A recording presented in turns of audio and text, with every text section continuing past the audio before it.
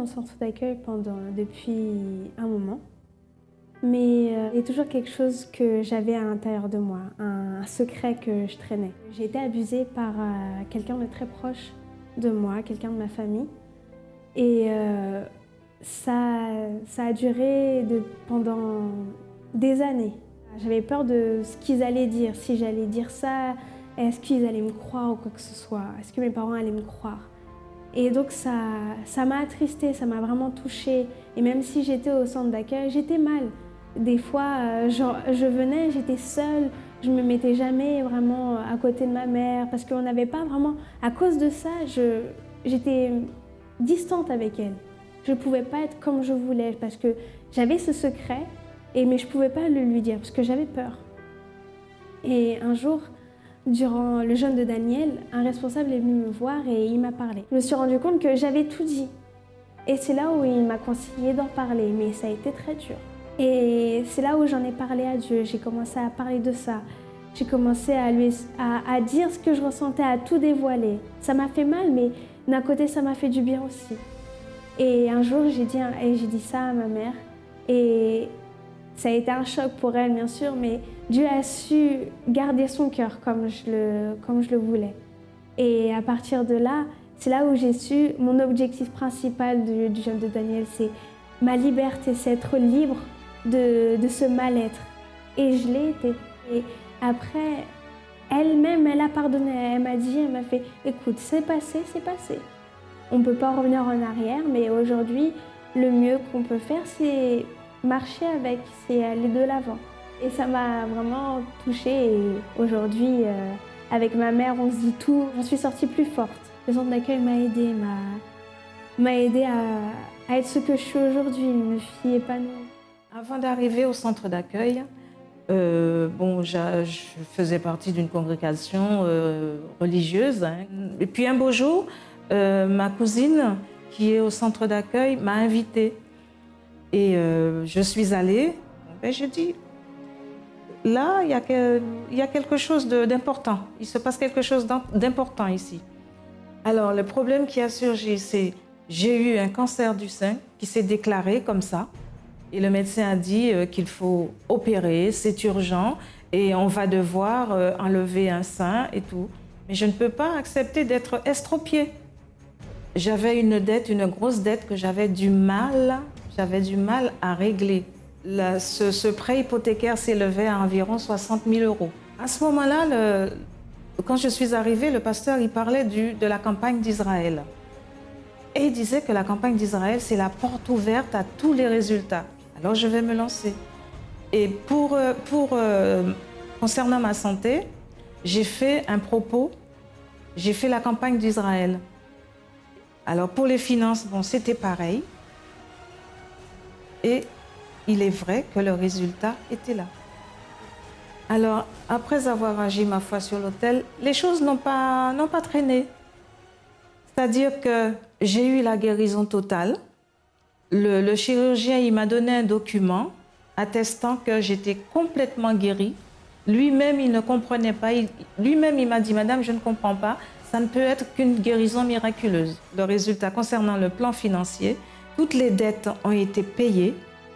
On est en paix avec ça parce que par rapport aux dettes, on était harcelés tous les jours avec du courrier, tous les jours avec des menaces, tous les jours. Et bien maintenant, les dettes sont payées, on n'est plus près de l'église, on a pu s'acheter une voiture neuve pour venir à l'église parce que celle que nous avions aussi, bon, elle était très âgée, elle avait plus de 300 000 kilomètres. On a acheté une voiture neuve, on est plus tranquille et puis on est en paix. Il n'y a pas de mots pour qualifier le centre d'accueil parce que le centre d'accueil nous donne la direction de tout. C'est la clé pour tout. Bonjour à tous, soyez bienvenus à cette émission. Qu'est-ce qui amène une personne, un enfant, un jeune à avoir le désir, ou soit les pensées, l'envie de suicide? Et vous savez qu'il y a aujourd'hui, c'est normal que nous écoutons qu'un jeune s'est suicidé. Quand une personne est déjà âgée, elle est malade, elle a beaucoup de problèmes, ne voit pas la solution, nous comprenons qu'elle met la fin à sa vie si nous ne sommes pas d'accord avec ça. Mais Un jeune, un enfant, vouloir se suicider, c'est ça normal? Pensez-vous que ça c'est normal? Je ne pense pas. Pourquoi ces choses se passent? Premièrement, nous allons écouter ce témoignage et après nous allons vous expliquer. Avant de connaître le centre d'accueil, c'est vrai que j'étais quelqu'un de très triste au fond de moi, vraiment, mais d'une tristesse que j'avais. Pour l'expulser, c'était par la violence qu'il fallait que je dise ce que je ressentais vraiment. J'étais extrêmement triste. C'est lié à mon passé, vraiment, ça revient de très très très loin.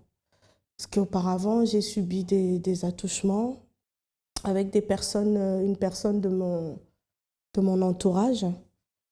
Et bon, le problème en est que comme personne n'a jamais voulu me croire, surtout ma propre mère, et c'est ça qui me rendait vraiment, vraiment triste. Parce que je me sentais très seule et personne ne voulait écouter ce que je disais. Et donc du coup, je me suis renfermée. Et cette tristesse était restée en moi et ça a commencé à grandir par les violences que je faisais sans raison. Et ça a continué comme ça longtemps jusqu'à ce que je rencontre mon mari, parce que avant de rencontrer même mon mari, j'ai même été jusqu'au suicide. C'est pour vous dire, parce que mon suicide, je l'ai fait parce que j'en avais marre de la vie. J'étais très jeune déjà à cette époque-là. Je n'avais que 13 ans. J'étais jeune parce que j'en avais marre de la vie. Personne n'écoutait ce que j'avais à dire, surtout ma propre mère. Et donc, du coup, j'ai voulu finir à la vie. Et par la suite, quand j'ai rencontré mon mari, je pensais que tout ça, c'était derrière moi. J'étais heureuse, j'avais rencontré quelqu'un, parce que j'ai vécu dans des centres, dans des foyers, j'étais de gauche à droite, je vivais jamais chez moi, j'étais dans des foyers. Et j'ai été heureuse parce que quand j'ai rencontré mon mari, il m'a permis de sortir de ce milieu-là, du milieu des foyers. Parce que pour moi, ce n'était pas un milieu normal pour une personne de vivre. Avec mon mari, c'était bien sans être bien. On sortait beaucoup, on buvait, on allait dans des boîtes, on faisait plein de trucs ensemble, que des trucs de ce monde, on va dire. Et je me sentais très bien parce que voilà, à l'extérieur, c'était bien, mais dès qu'on rentrait à la maison, je me renfermais, je continuais à boire, je fumais. Je faisais que ça. Pour moi, c'était toute ma vie, quoi. J'ai commencé à l'âge de 16 ans à fumer. J'ai continué à fumer comme ça, et ça me rendait nerveuse. Et je passais mon temps à me bagarrer avec mon mari. Je l'étranglais pendant parce que aujourd'hui, ça fait 14 ans qu'on est ensemble. Je l'ai trahi ça fait 3 ans. 3 ans que je l'ai trahi. Et c'est pas qu'avec c'est avec 2 personnes. Et je ne lui ai pas dit. Et je faisais comme si de rien n'était, c'était normal. Et lui, il sentait que quelque chose n'allait pas. Mais je n'osais pas trop lui dire ce qui n'allait pas. Je lui disais toujours, mais non, tu te fais trop de cinéma. Il me disait toujours, mais je te vois changer. Il y a un truc qui ne va pas. Il y a quelque chose qui ne va pas. Il disait, mais arrête de faire ton cinéma. Pourquoi tu parles comme ça? Enfin, j'essayais de détourner la conversation pour qu'on n'aille pas jusqu'à là. Mais un jour, il a découvert que je l'avais trompé. Et pour moi, normal, c'était la fin de notre vie ensemble. Et c'était encore double dispute. Et c'est comme ça que j'ai connu le centre d'accueil par le biais d'une amie. Marlise a essayé le suicide quand elle avait l'âge de 13 ans. Comme elle n'a pas réussi, elle est tombée dans la drogue, dans le vice, dans la perdition. Sa vie était complètement détruite. Elle frappait son mari, elle agressait son mari. Enfin, pourquoi ces choses se passent dans la vie d'une personne? Qu'est-ce qui amène une personne à avoir des attitudes comme ça? Le problème, c'est d'origine spirituelle. Et quand le problème est d'origine spirituelle, c'est une chose que nous parlons ici beaucoup de fois, la seule solution, c'est la thérapie spirituelle. Tous les vendredis, nous avons la thérapie spirituelle dans tous les centres d'accueil, les prières de délivrance. Nous luttons et nous enseignons comment la personne peut être libre des forces spirituelles du mal. Au centre d'accueil, beaucoup de personnes ont déjà trouvé cette délivrance. Écoutez ce qui s'est passé avec elle.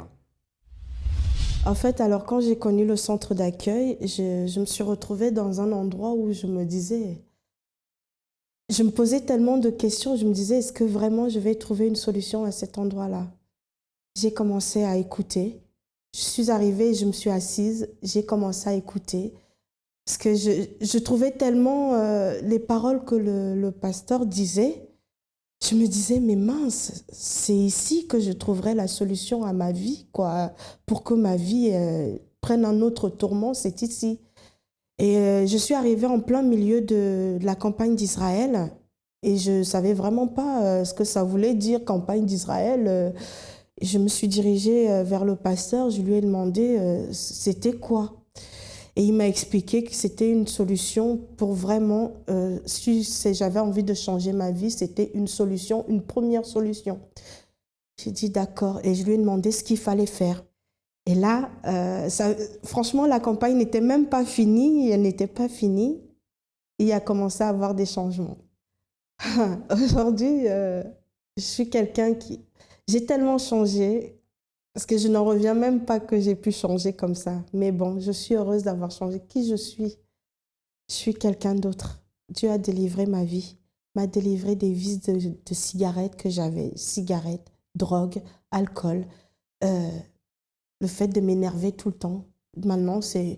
Quelqu'un peut même parler, peut dire un truc qui, avant, m'énervait, mais je souris seulement. Je dis, c'est pas grave. La vie continue.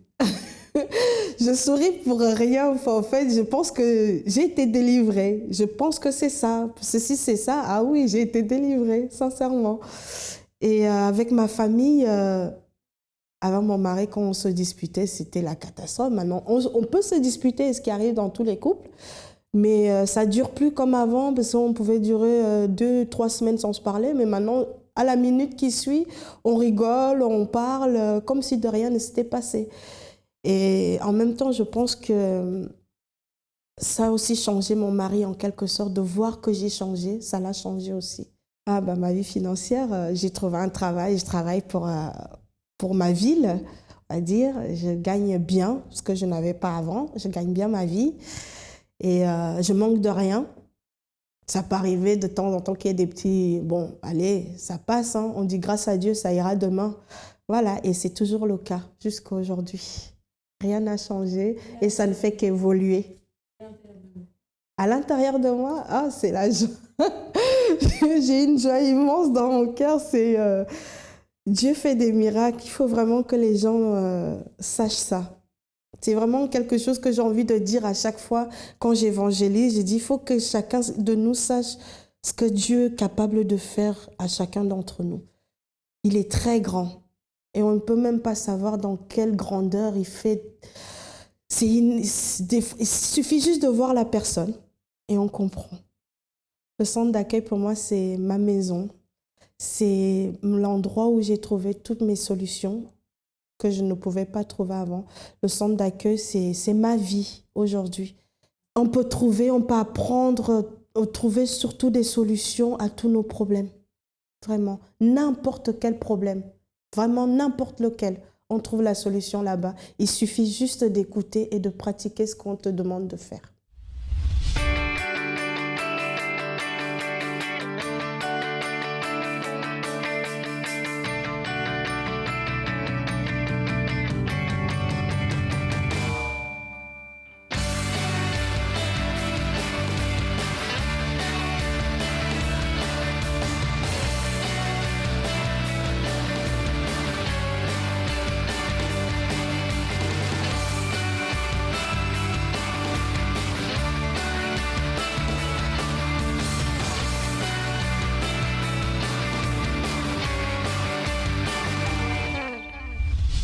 Pourquoi elle a été délivrée au centre d'accueil? Parce que son problème était un problème d'origine spirituelle. Aujourd'hui, elle est une personne qui a réussi, elle est une personne qui a la joie, elle n'a plus l'envie de suicide, elle va bien dans sa vie sentimentale.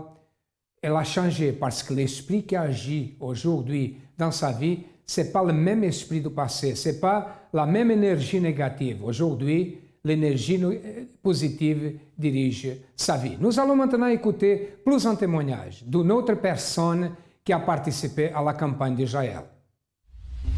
J'étais beaucoup complexée, je ne m'aimais pas, enfin, je ne me trouvais pas belle physiquement, je me trouvais trop mince, trop ceci, trop cela. J'étais réservée, timide et aussi, je ne sais pas, je me sentais abandonnée en fait. Je ne sais pas pourquoi, mais j'avais toujours cette impression d'être celle on supportait le moins, celle qu'on aimait le moins. Donc du coup, j'ai grandi comme ça en fait. De toute façon, ça a commencé depuis que j'étais toute petite. J'ai toujours eu ces sentiments-là en fait, de ne pas être acceptée, de ne pas être aimée. Et puis voilà, et j'ai grandi avec. À l'intérieur de moi, en fait, je me sentais vide. J'avais beaucoup de haine, beaucoup de tristesse aussi. Et ce qui fait que j'allais pas vers des personnes, en fait. Parce que pour moi, voilà, les autres, étaient toujours mieux que moi. Je me sentais trop inférieure à tout le monde, en fait. Et du coup, j'étais toujours dans mon coin. À la maison, j'étais trop un enfant calme, qui parlait pas. Mais dehors, en fait, je me battais aussi beaucoup, en fait. Parce que vu que j'avais tellement de haine qu'à la maison, je faisais rien. Mais dehors, c'était celle qui me battait tout le temps. Et mes parents, ils étaient trop choqués parce qu'à la maison, j'étais un enfant calme, qui parlait pas. Et dehors, par contre, je parlais pas, mais j'agissais directement, en fait. Bah, après, j'ai commencé à avoir des pensées de suicide et tout. Je me suis déjà ouvert les veines plusieurs fois et tout. Je voulais vraiment, en fait, mourir. Un jour, je me suis dit, je sais même pas pourquoi je vis, je voulais trop mourir, en fait. Parce que pour moi, je me suis dit, de toute façon, ça servait à rien que je vive. Peut-être que si j'étais morte, ça allait arranger les gens, parce que j'ai l'impression qu'en fait, tout le monde nous rejetait. C'est un sentiment que j'arrivais pas à enlever ça de ma tête, en fait. Pour moi, je n'étais pas aimée, et voilà, c'était comme ça. Et aussi, l'effet que je gardais beaucoup de haine et tout, des tristesses. En fait, j'avais souvent des crises d'angoisse. Des crises d'angoisse. La nuit aussi, je dormais pas beaucoup. Je dormais tard et je me levais tôt. Et en fait, je pensais énormément. En fait, ma tête était toujours en train. Même quand je dormais, même le médecin m'avait dit que quand je dors, au lieu que mon cerveau puisse se reposer, mais moi, je continuais toujours en fait à travailler. Tellement en fait, je pensais à plein de choses. Bah, je suis arrivée au centre d'accueil avec tous ces problèmes-là. Et jusqu'à ce que ça allait, en fait, ça commençait à s'améliorer et tout. Mais en fait, je voulais vraiment en fait, un changement. Surtout que j'attendais plusieurs témoignages, des gens qui racontaient des choses qui étaient beaucoup plus graves que ce que moi j'avais, en fait. Donc, je me suis dit, bah, si c'est possible pour elle aussi, donc je vais essayer, je vais limite, en fait, mettre Dieu à l'épreuve. J'allais voir ce qu'il était capable ou pas de faire. Et pour moi, c'était soit Dieu l'allait faire, ou soit j'allais retourner où j'étais, parce qu'en fait, je voulais pas rester à l'église et rester comme ça, en fait. Et c'est là qu'il y a une campagne d'Israël. Et j'ai participé à cette campagne d'Israël et tout. Le changement, ce n'était pas tout de suite, mais j'ai persévéré après quand même la campagne d'Israël. Je suis restée ferme. Et aujourd'hui, bah, Dieu a vraiment répondu à mes prières et tout. Et tout ce qu'en fait, que je ne voulais plus avoir à l'intérieur de moi, il a plus de retirer, en fait. Mais totalement, mais vraiment. Et je croyais, en fait, je me suis dit, voilà, j'ai fait ma campagne, je l'avais vraiment faite vraiment à fond. Donc, je me suis dit que forcément, ça allait arriver, en fait. Le changement, ça allait arriver. Donc, avec le temps, sans même me rendre compte, en fait, il y a des changements. J'ai commencé à être stressée, angoissée. Je dormais très, très bien. Et même, en fait, les envies de suicide, en fait, c'est parti tout seul, sans même que je fasse d'efforts, c'est parti. Et aussi avoir des pensées positives, en fait, à croire à ce que je faisais, avoir plus confiance en moi. Et c'est comme ça que ça a commencé jusqu'à aujourd'hui. Et aujourd'hui, en fait, voilà, je suis une personne complètement transformée, plein de vie. Je suis heureuse, épanouie. Franchement, j'ai plus de complexes, j'ai vraiment plus de mauvaises pensées. Des fois, voilà, ça peut arriver, mais maintenant, j'ai plus de force, en fait, pour me battre. Avant, j'étais trop... dès que ça allait pas, je me disais, de toute façon, maintenant, quand ça va pas, j'arrive, en fait, à me dire, non, il faut que je fasse ça. J'ai plus de vie, en fait, et envie aussi de vivre, de faire des choses que je n'étais pas capable de faire auparavant.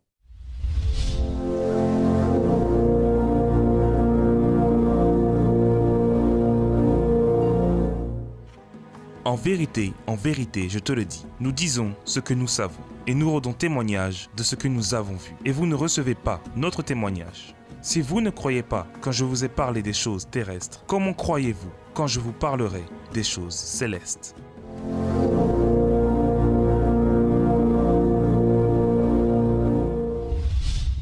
plus une personne qui a été délivrée du suicide ou d'autres à travers une attitude de foi. Et maintenant, nous allons parler de vous.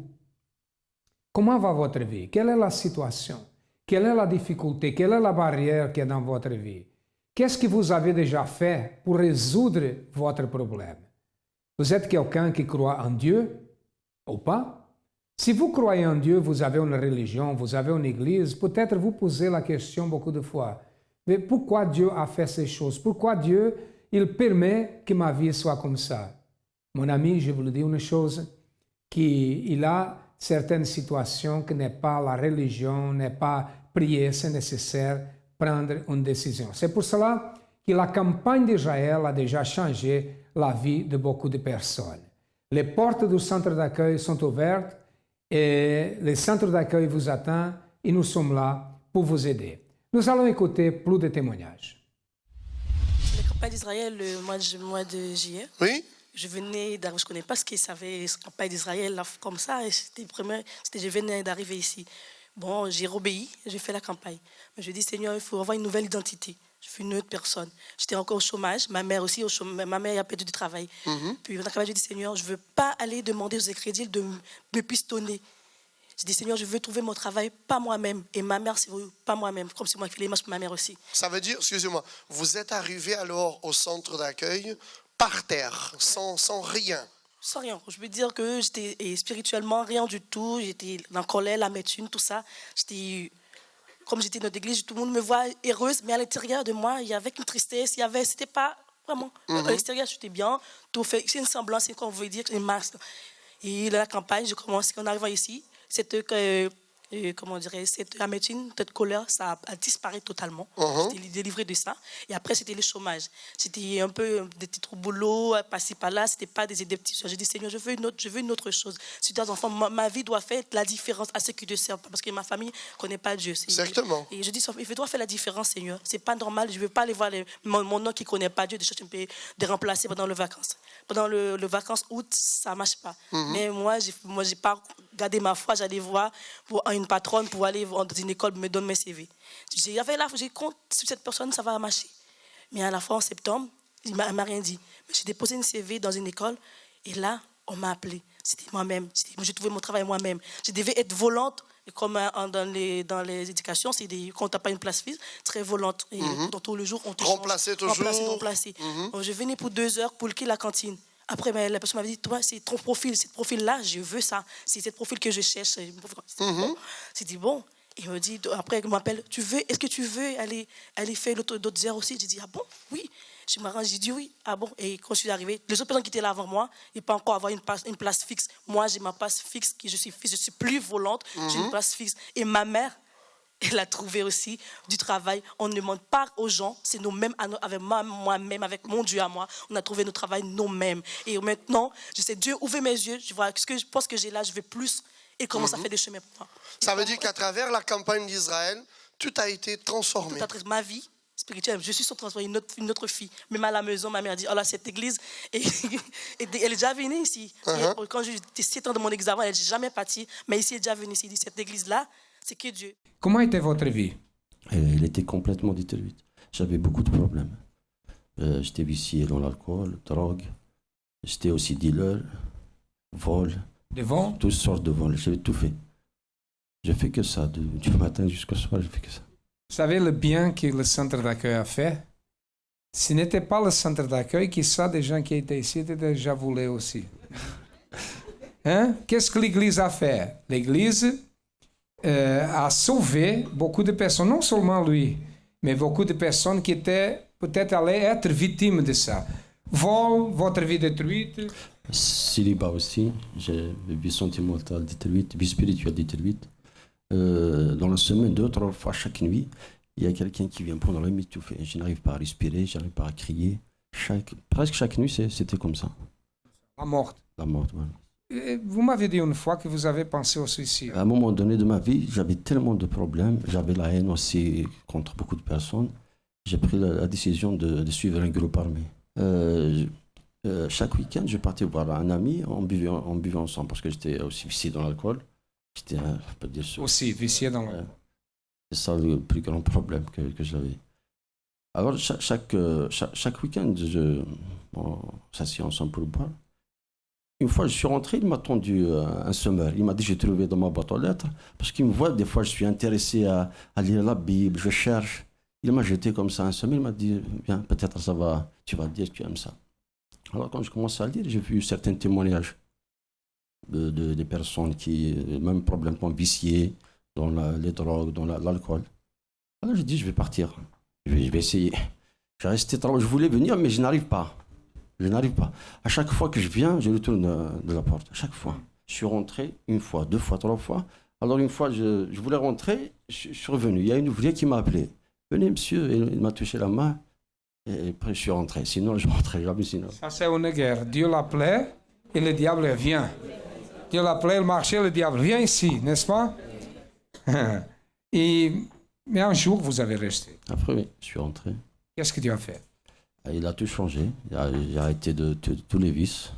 En plus, c'est tout de suite. Parce que quand je suis rentré, j'ai trouvé des compagnies d'Israël. Une semaine ou 15 jours. J'ai commencé déjà à participer, sacrifier compagnie d'Israël, à participer à des propos de prière, des chaînes de prière. Qui êtes-vous aujourd'hui? Maintenant, je suis bien. Je suis plus vicié. Je suis bien. J'ai la paix. Je dors bien. Je suis marié. Avant, j'avais pas de logement. Maintenant, je suis bien dans un logement. J'ai tout ce qu'il faut. Voilà. Tout a changé. Complètement. Amen, grâce à Dieu. Et que Dieu bénisse. Bon, et nous arrivons à la fin de cette émission, mais avant que nous terminons, je vous donne l'adresse qui peut changer votre vie. Là, des adresses qui passent dans votre ordinateur de certains centres d'accueil en France. Et notre siège est situé au 254 de la rue du Faubourg Saint-Martin, au 10e arrondissement, à Paris. Et nous sommes là pour vous aider si vous avez besoin de notre aide. Cherchez le centre d'accueil le plus proche et un jour, peut-être, vous allez rendre témoignage. Vous allez dire vraiment au centre d'accueil, j'ai trouvé la solution. À demain.